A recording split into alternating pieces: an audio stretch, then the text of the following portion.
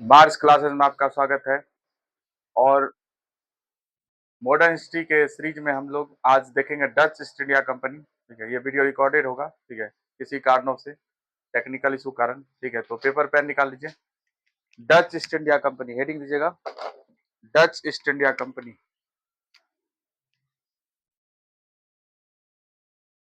Dutch East India Company,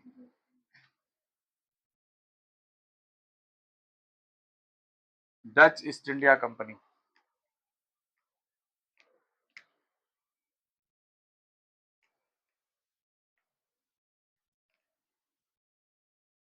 Dutch East India Company. ठीक है, पहले हम ब्रीफ में आपको बताते हैं इसकी जानकारी, फिर हम इसे लिखवा देंगे आपको। ठीक है, बोर्ड पे नहीं लिख पाएंगे। डच ईस्ट इंडिया कंपनी ये भारत में आने वाली दूसरी यूरोपीय कंपनी थी। ठीक है, अगर स्थापना देखा जाए तो इसकी स्थापना जो हुआ था ब्रिटेन में 1602 में हुआ था। सॉरी, डच में। डच का आज वर्तमान नाम है, ठीक है, नीदरलैंड। ठीक है, पहले हॉलैंड भी कहा जाता था इसको। ठीक है, नीदरलैंड कहा जाता है। तो डच जो है ये नीदरलैंड हॉलैंड भी बोल सकते हैं इसको। तो भारत में आने वाली ये दूसरी कंपनी थी। लेकिन अगर स्थापना क्रम में देखा जाए तो स्थापना में तीसरा नंबर आएगा इसका। सेकेंड जो है, पहला जो है आपका पुर्तगाली ईस्ट इंडिया कंपनी थी जिसका स्थापना 1498 ईस्वी में हुआ था।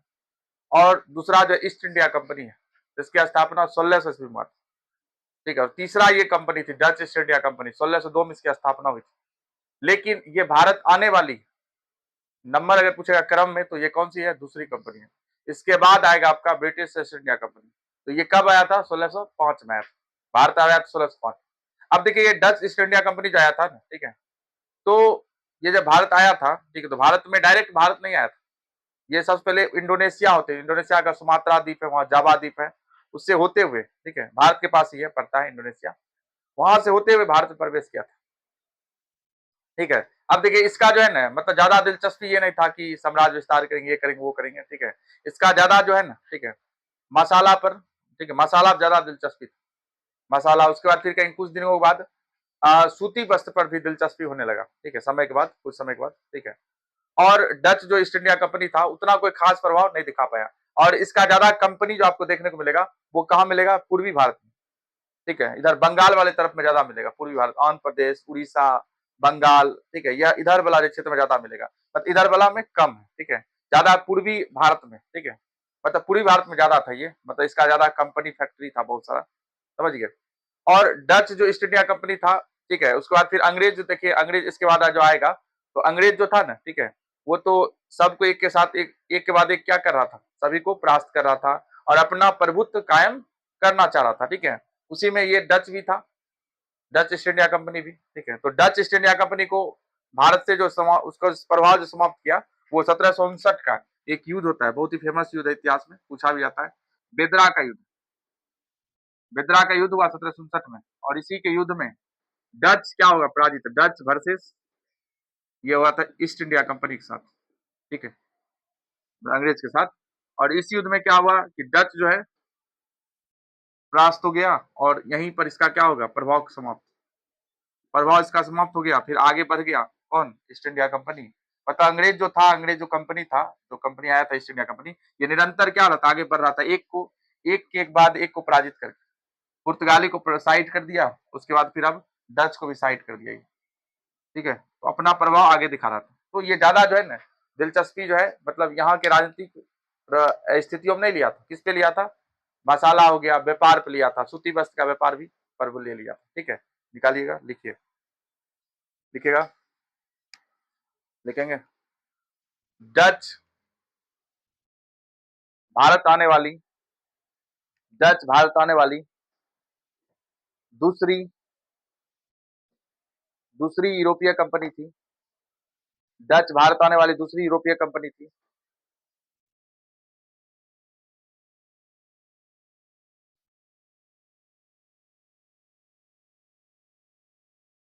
यह 1605 में, 1605 में, 1605 में भारत आई थी, या 1605 में भारत आई थी।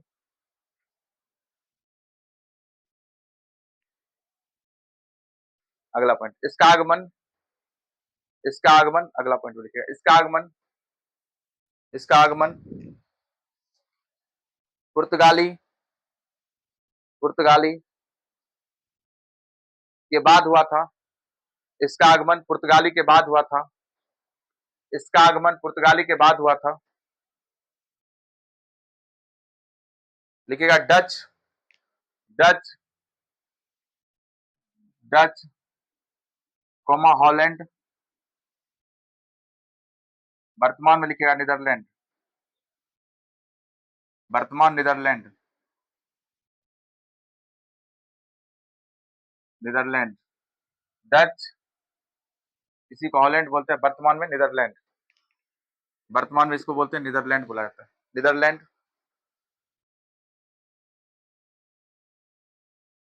के निवासी थे, के निवासी थे, के निवासी थे। फिर लिखेंगे 1602 में, 1602 में, 1602 में डच कंपनी की स्थापना हुई थी। हाँ, स्थापना पहले हो जाता था। 1602 में लिखे डच कंपनी की स्थापना हुई थी। पहले स्थापना होता था फिर भारत आता था। डच कंपनी की स्थापना हुई थी। हाँ, वहां हुआ था। नेक्स्ट पॉइंट लिखेंगे 1596 में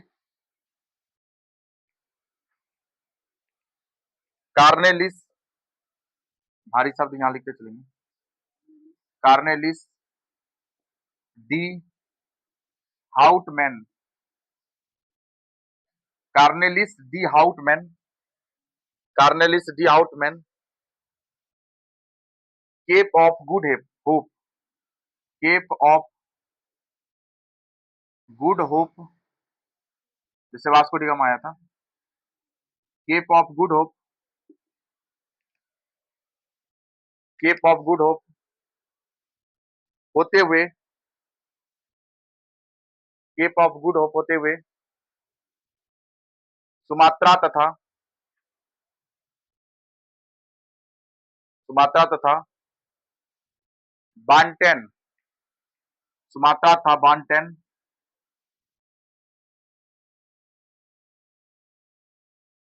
बांटेन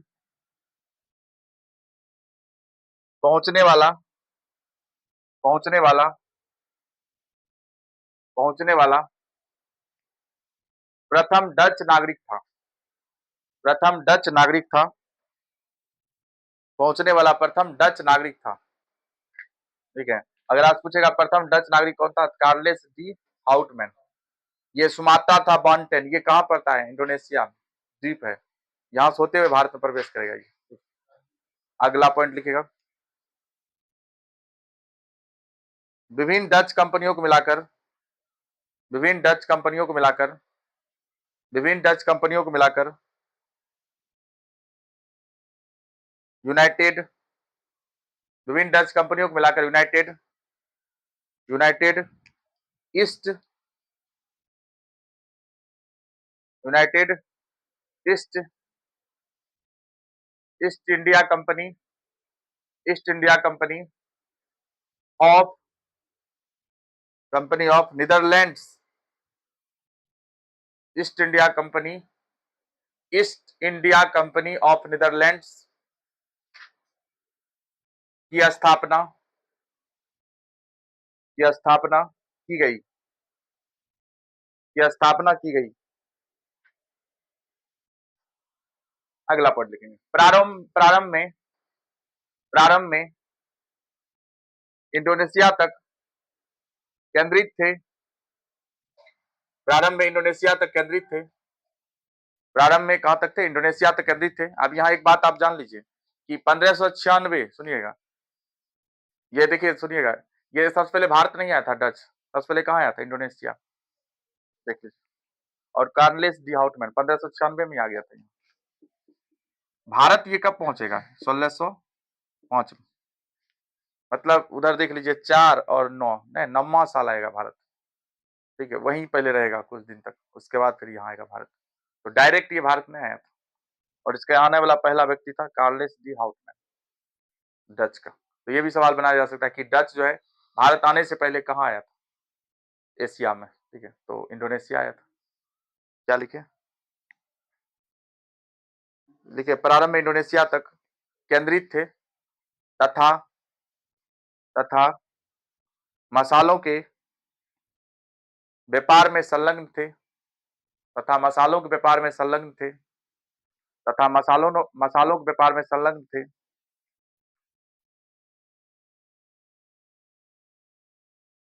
जब भारत के साथ जब भारत के साथ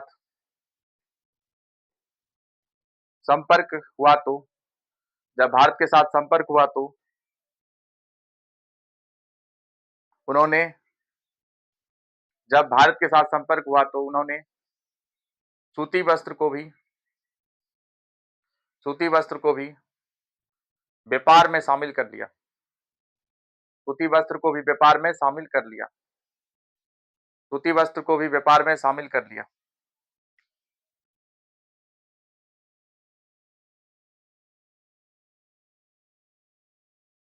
अगला पॉइंट लिखेंगे, डचों ने अपनी पहली फैक्ट्री 1605 डचों ने अपनी पहली फैक्ट्री 1605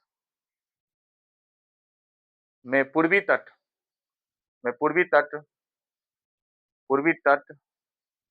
मुसलीपट्टनम पूर्वी तट मुसलीपट्टनम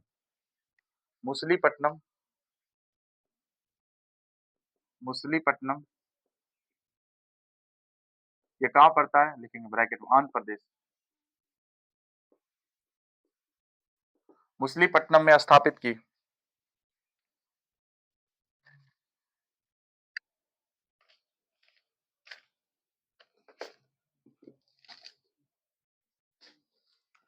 लिखेंगे जहां पर उसी में लिखेगा जहां पर वे अगला पॉइंट या उसी में लिखेगा जहां पर वे अपने सिक्के जहां पर वे अपने सिक्के जहां पर वे अपने सिक्के ढालते थे जहां पर वे अपने सिक्के ढालते थे। हाँ, ये भी अपना सिक्का चलाता है। परंतु आगे चलकर परंतु आगे चलकर परंतु आगे चलकर नागापट्टनम को वहीं पर था, आंध्र प्रदेश में। नागापट्टनम को नागापट्टनम को अपना मुख्यालय बनाया। नागापट्टनम को अपना मुख्यालय बनाया।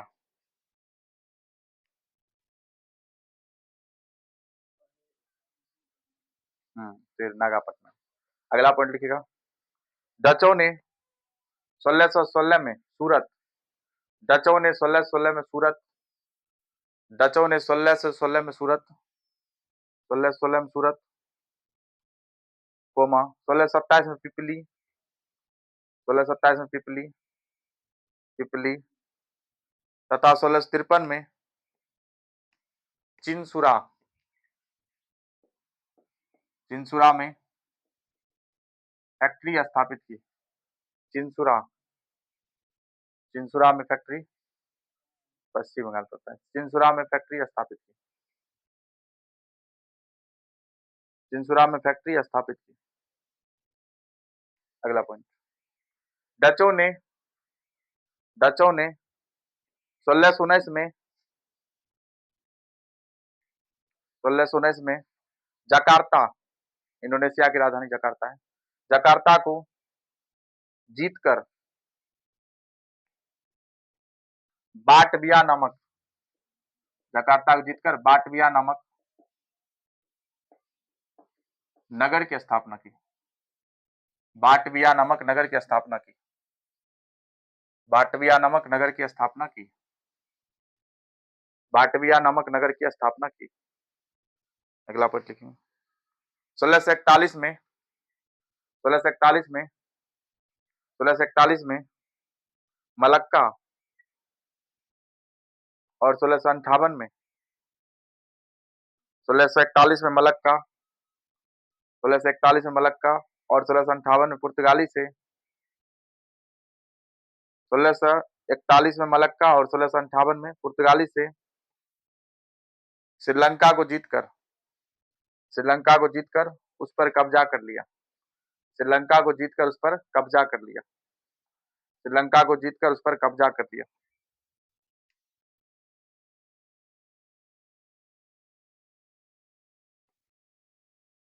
जो मतलब उसके अधीन जो था, ठीक है, पुर्तगाली के अधीन जो था श्रीलंका, उस पर भी कब्जा कर लिया उस पर आकर। नेक्स्ट पॉइंट लिखिएगा। डचों ने डचों ने भारत में अपना डचों ने भारत में अपना डचों ने भारत में अपना अपना व्यापारिक कोठी अपना व्यापारिक कोठी डचों ने भारत में अपना व्यापारिक कोठी कोरोमंडल समुद्र तट कोरोमंडल समुद्र तट कोरोमंडल पता होगा आपको, जैसे ये है ना, ध्यान दीजिएगा। इधर वाले तट को बोलते हैं मालाबार, केरल के तट को मालाबार तट, और इधर तमिलनाडु के तट को क्या बोलते हैं? कोरोमंडल तट, ठीक है। इधर पूर्वी है, पूर्वी भाग है, इधर पूर्वी हिस्सा, पूर्वी घाट इधर है, पूरब इधर पड़ता है ना, इधर पश्चिमी घाट, समझ गए ना? तो इधर कोरोमंडल होता है, इधर क्या बोलते हैं? मालाबार केरल के तट को बोलते हैं, कोरोमंडल तमिलनाडु के तट को बोलते हैं। तो लिखिएगा उसमें कोरोमंडल समुद्र तट पर कोरोमंडल समुद्र तट पर बंगाल बंगाल बंगाल बिहार एवं उड़ीसा में बंगाल बिहार एवं उड़ीसा में स्थापित की बंगाल बिहार एवं उड़ीसा में स्थापित की। अगला पॉइंट, भारत में डच की महत्वपूर्ण फैक्ट्री भारत में डच की महत्वपूर्ण फैक्ट्री भारत में डच की महत्वपूर्ण फैक्ट्री पुलिकट पुलिकट कोमा सूरत पुलिकट कोमा सूरत कोमा कारिकल पुलिकट सूरत कोमा कारिकल कारिकल कारिकल चिंसुरा चिंसुरा कासिम बाजार चिंसुरा कासिम बाजार कोमा बरानगर पटना पटना बालसूर फिर नागपट्टनम पटना बालसूर फिर नागपट्टनम कोचिन कोचिन कोचिन कोमा मुसलीपट्टनम कोचिन कोमा मुसलीपट्टनम।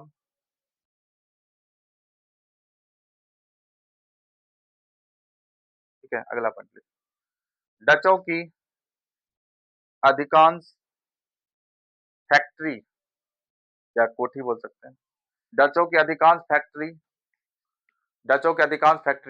पूर्वी तट में स्थापित किया गया था। डचों की अधिकांश फैक्ट्री पूर्वी तट में स्थापित किया गया था क्योंकि वे इंडोनेशिया जुड़े थे क्योंकि वे इंडोनेशिया जुड़े थे क्यों किया गया था क्योंकि वे इंडोनेशिया जुड़े थे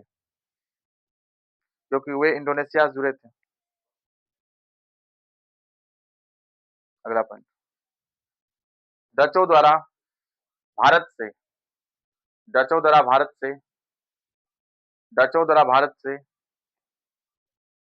डचों द्वारा भारत से नील सोडा और सूती वस्त्र का निर्यात किया जाता था और सूती वस्त्र का निर्यात किया जाता था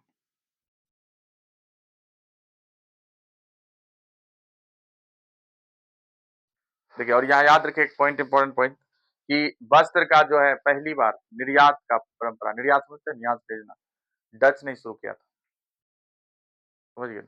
इससे पहले वस्त्र का निर्यात नहीं होता था। लिखिएगा, डच ने सर्वप्रथम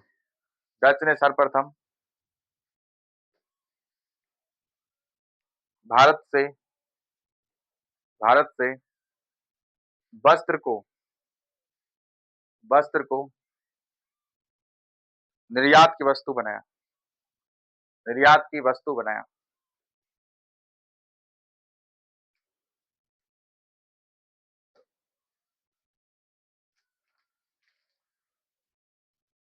आप लोगों को बताए थे कार्टेज, नहीं एक कार्टेज बताए थे प्रथा। कार्टेज प्रथा क्या होता है? लाइसेंस होता था जिसमें कि वो पुर्तगाली शुरू किया था, जिसमें कि अगर आपको समुद्र को उस पार जाना है, मतलब जाना है आपको, याद ये व्यापार करना है या फिर कोई जहाज अगर आएगा तट पर, तो पहले क्या कर लेना पड़ता था? इजाजत, वो लाइसेंस होता था जिसमें एक शुल्क देना पड़ता था।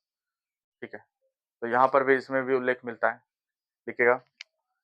डचों की व्यापारिक व्यवस्था का उल्लेख, डचों की व्यापारिक व्यवस्था का उल्लेख, डचों की व्यापारिक व्यवस्था का उल्लेख, डचों की व्यापारिक व्यवस्था का उल्लेख,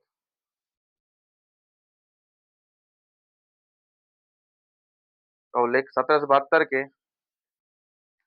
दस्तावेज मिलता है, 1772 के दस्तावेज मिलता है, 1772 के दस्तावेज मिलता है, जो कार्टेल,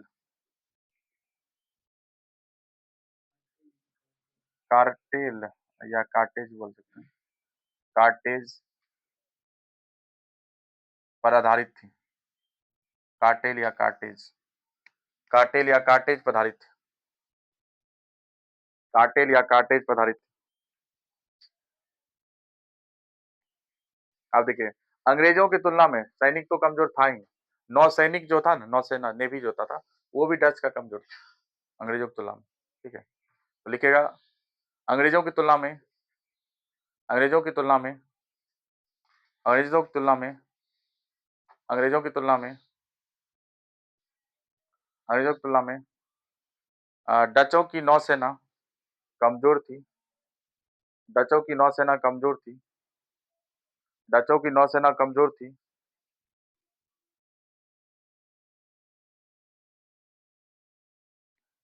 अगला लिखिएगा, त्रावणकोर के राजा, त्रावणकोर के राजा, त्रावणकोर के राजा मार्तंड, त्रावणकोर के राजा मार्तंड, त्रावणकोर के राजा मार्तंड वर्मा ने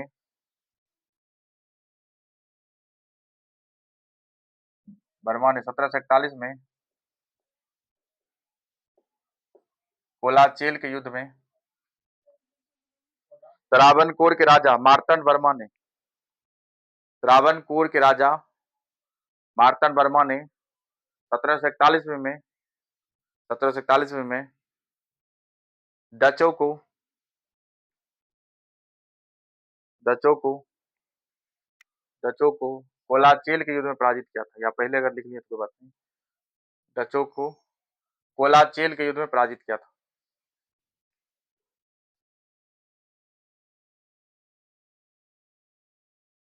इसके बाद केरल से, त्रावणकोर कहाँ पड़ता है? केरला में, ठीक, केरल में। इसके बाद केरल से उनकी राजनीतिक सत्ता समाप्त हो गई थी। जिसके बाद केरल से उनकी राजनीतिक सत्ता समाप्त हो गई थी। जिसके बाद केरल से उनकी राजनीतिक सत्ता समाप्त हो गई थी।